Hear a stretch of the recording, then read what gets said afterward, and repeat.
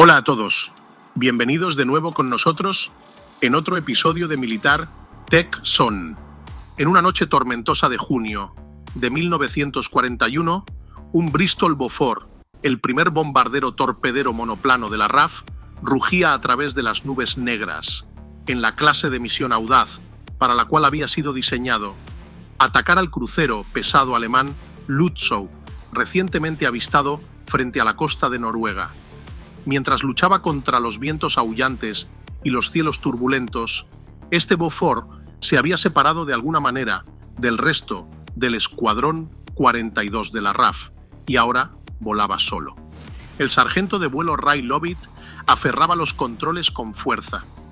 El piloto, de 22 años, no era normalmente supersticioso, pero en ese viernes 13 las probabilidades se sentían particularmente sombrías. A medida que las olas del Mar del Norte comenzaban a brillar con la primera luz del amanecer, el corazón de Lovett dio un vuelco. Allí, cortando el horizonte, estaba la inconfundible silueta del Lützow. Este era el momento que había estado esperando. Pero, a diferencia de su Beaufort, el crucero pesado no estaba solo. Alrededor de él estaban 4 destructores, con sus cañones apuntando en la tenue luz, y un enjambre de Junkers Ju-80 y 8S y Messerschmitt Bf-110SS patrullando los cielos. Acercar el bombardero lo suficiente al Lützow para soltar su carga requeriría nervios de acero y un golpe de suerte. La mente de Lovett se aceleró mientras observaba las señales de reconocimiento intercambiadas entre los aviones y los barcos alemanes. Imitar esas señales era una apuesta arriesgada, pero era su única oportunidad. Contuvo la respiración mientras enviaba las señales codificadas. Para su asombro, los alemanes aceptaron su Beaufort como uno de los suyos.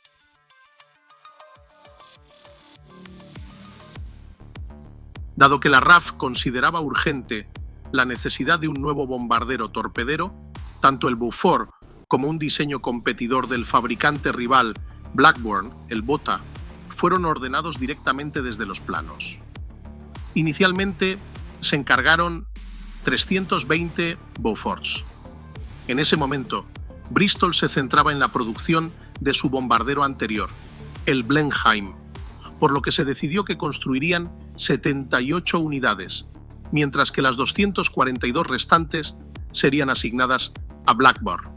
Sin embargo, estas asignaciones cambiarían más tarde a medida que evolucionaran las demandas de producción.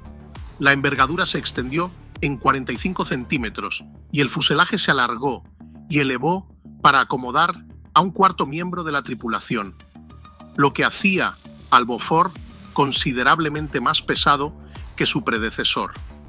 La bodega de bombas se expandió para llevar un torpedo semiempotrado o una bomba convencional de hasta 907 kilos.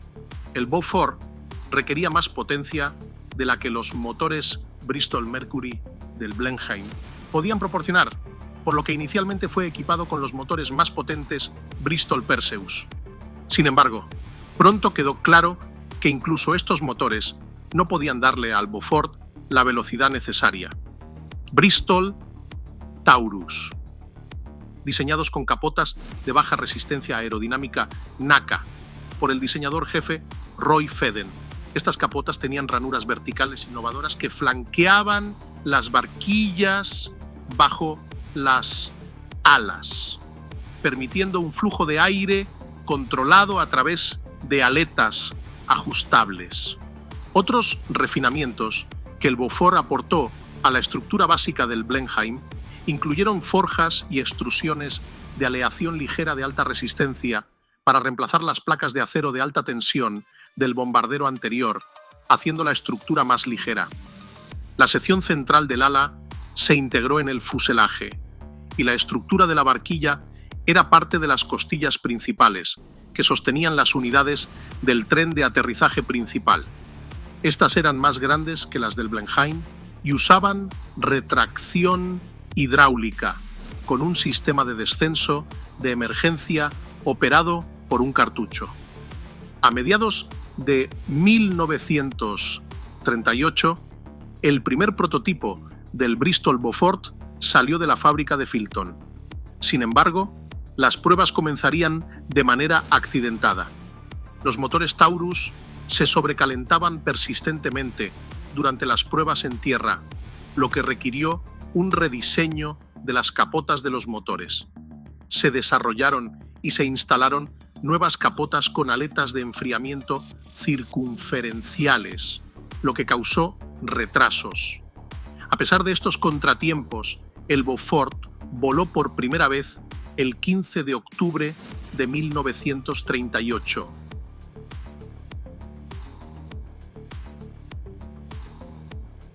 A medida que avanzaban las pruebas de vuelo, surgió otro problema. Las grandes puertas del tren de aterrizaje tipo delantal, basadas en las del Blenheim, causaban que la aeronave guiñara durante el aterrizaje. Las puertas fueron retiradas para vuelos posteriores y así resolverlo.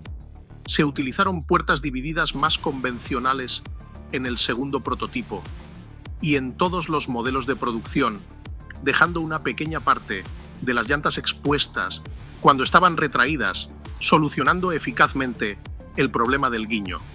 Sin embargo, se presentaron más desafíos cuando se realizaron pruebas de bombardeo a gran altitud en Boscombe Down.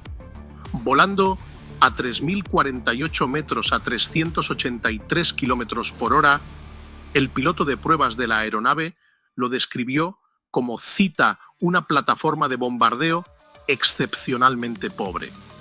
Estas impresiones se debieron al excesivo y continuo balanceo, lo que dificultaba enormemente determinar la deriva y lograr precisión en el bombardeo.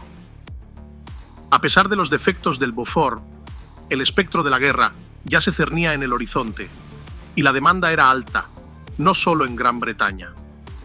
En julio de 1939, el gobierno australiano realizó un pedido de 180 fuselajes de Beaufort y repuestos para reforzar las defensas de Australia y Singapur contra la creciente amenaza de la expansión japonesa.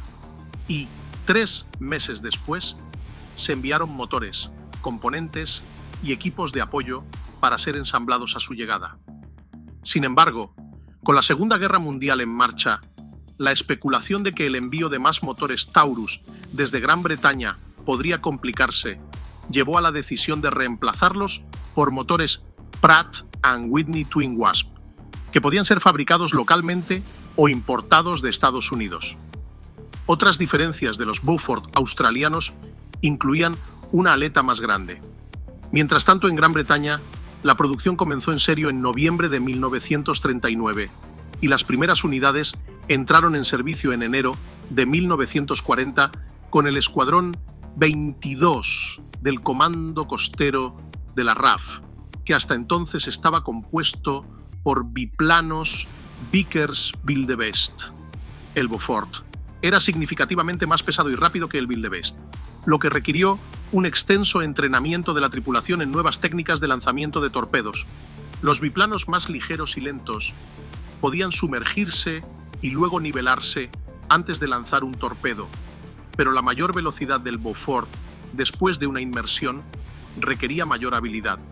Lograr un impacto exitoso requería que la carga se lanzara a la altura exacta, que para los torpedos Mk-12 de 18 pulgadas era alrededor de 21 metros.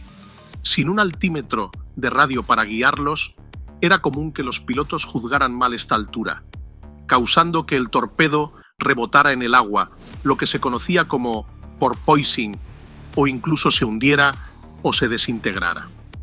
Muchos pilotos que volaban el Beaufort encontraron difícil analizar correctamente la velocidad y el alcance de sus barcos objetivo, que tendían a parecer más grandes de lo que eran.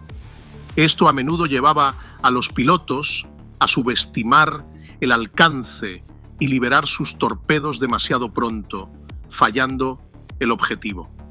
Con estos desafíos agravados por la escasez de torpedos, se decidió que las operaciones iniciales del Escuadrón 22 con el Beaufort involucrarían en su lugar la colocación de minas magnéticas, conocidas como jardinería, en la terminología de la RAF, así como incursiones de bombardeo convencionales.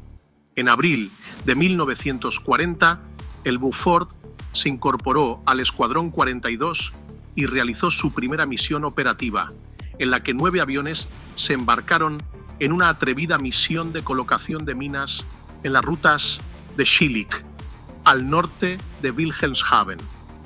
Sin embargo, una aeronave no regresó debido a problemas con los motores Taurus, un patrón que se repitió en misiones posteriores. 9 Beaufort del escuadrón 42 intentaron un ataque contra el acorazado alemán Scharnhorst en junio de 1940, pero solo 4 lograron regresar.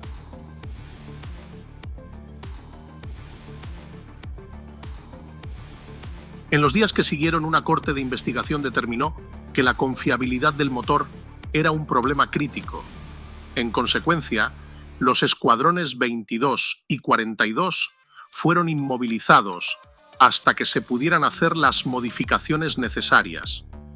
Una vez en el aire de nuevo, 5 Beaufort del escuadrón 22 realizaron finalmente el primer ataque con torpedos de la RAF en la Segunda Guerra Mundial, el 11 de septiembre de 1940, contra un convoy mercante de 3 barcos frente a la costa belga. Un torpedo logró impactar su objetivo. Sin embargo, con dudas aún persistentes sobre la confiabilidad del Taurus, Bristol lanzó el Beaufort Mark II, que presentaba los motores Twin Wasp, utilizados por la versión australiana. Con el nuevo y mejorado Beaufort realizando su primer vuelo en noviembre de 1940, sería el año siguiente cuando el Bristol Beaufort realmente se consolidaría como el bombardero torpedero que fue diseñado para ser. En las primeras horas del 6 de abril de 1941, el Escuadrón 22 ejecutó una audaz incursión contra el acorazado alemán Gneisenau en Brest, en el noroeste de Francia.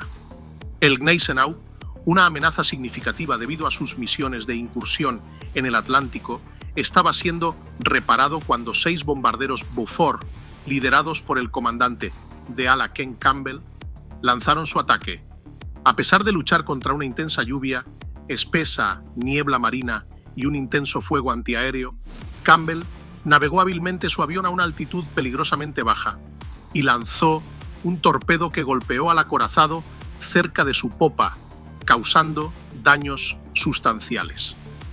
Campbell y su tripulación se perdieron en la explosión que siguió al ataque, pero su valentía dejó al Gneisenau inoperable durante varios meses, lo que proporcionó un alivio crucial al transporte marítimo aliado y le valió a Campbell la Cruz Victoria póstuma.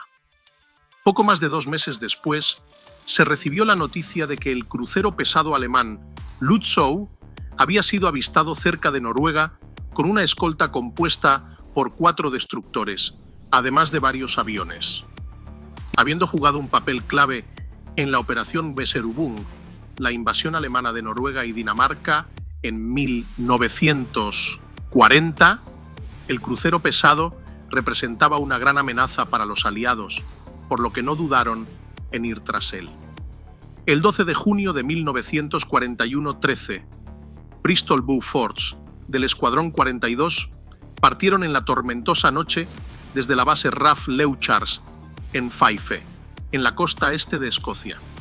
Entre ellos estaba el joven sargento de vuelo Ray Lovett, cuyo Beaufort, que se decía que era 5 nudos más lento que los otros en el escuadrón y llevaba la letra W, era conocido como W de wreck, W de naufragio.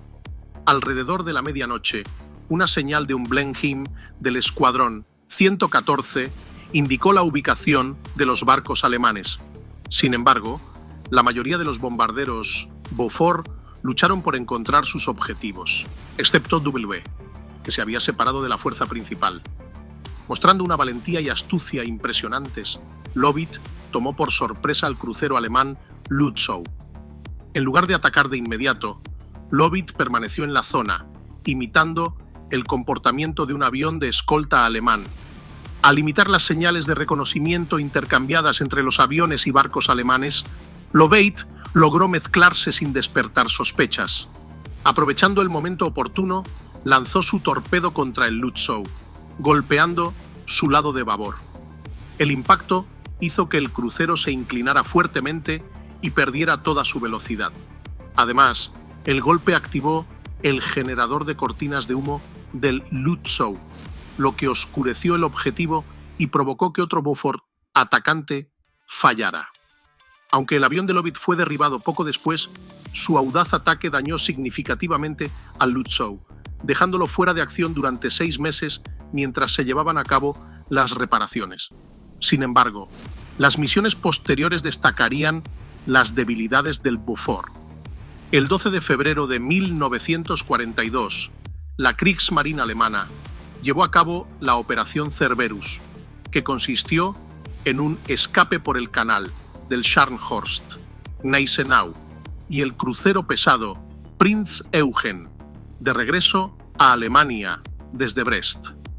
Se enviaron 28 Bofors para intentar detenerlos, pero de estos, 13 no lograron localizar los barcos, 3 fueron derribados y uno experimentó un mal funcionamiento cuando llegó el momento de lanzar su torpedo. Los 11 restantes dispararon sus torpedos, pero todos fallaron. Reflexionando sobre este desastroso fracaso, una nueva corte de investigación concluyó que era el momento de reemplazar el Bofors por un bombardero torpedero más rápido y de mayor alcance. Esta idea se confirmó con la última misión de los Bofors, con base en Gran Bretaña, en mayo de 1942, cuando un intento de ataque contra el Prinz Eugen resultó ser un desastre, con varios Bofors derribados, otros obligados a lanzar sus torpedos y el resto fallando el objetivo.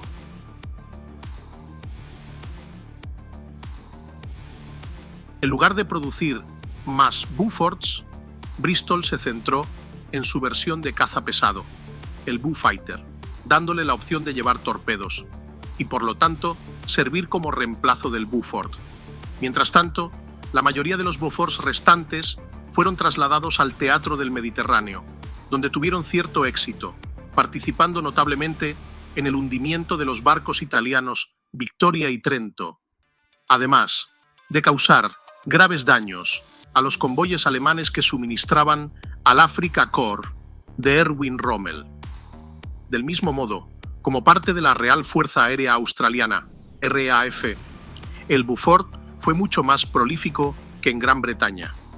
El historiador de la aviación, William Green, incluso llegó a decir que la participación del Bofors, cita, probablemente fue de mayor importancia en la derrota de las fuerzas japonesas en el Pacífico suroeste que la de cualquier otro tipo de avión.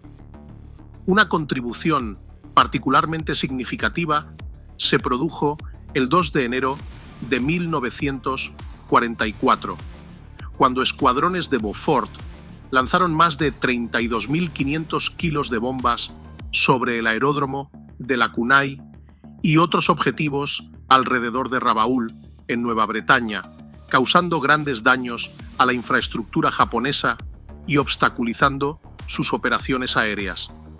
Después de la guerra, el Bofors fue retirado del servicio, tanto por la RAF como por la RAF.